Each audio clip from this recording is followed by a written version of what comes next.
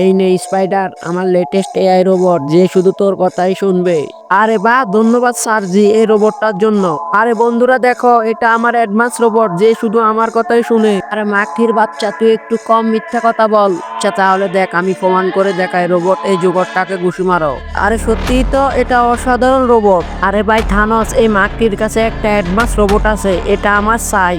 ঠিক আছে চল, একটা ব্যবস্থা করি। দেখ আমি আমার অ্যাডভান্স স্যুট পরে ফেলেছি, এখন আমি মাকড়ির 12টা বাজাই। শেষবার বলছি মাকড়ি, তুই তোর রোবটটাকে বলবি যেন সে এখন থেকে শুধু জোকারের কথাই শুনে। আরামজাদা, হা হা হা, আমি এটা কখনোই বলবো না।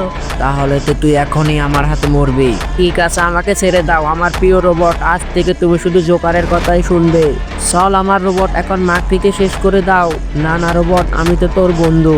প্লিজ ভিডিওটা লাইক করো, 3জন বন্ধুকে শেয়ার করো, আর এই ইমোজিটা কমেন্ট করো। দেখ স্পাইডার, আমি পুরো আয়রন ফোর্স নিয়ে চলে এসেছি। বাপরে, ফালাও, একটা রোবটের জন্য পুরো রোবট ফোর্সই আমাদের পেছন লেগে গেছে।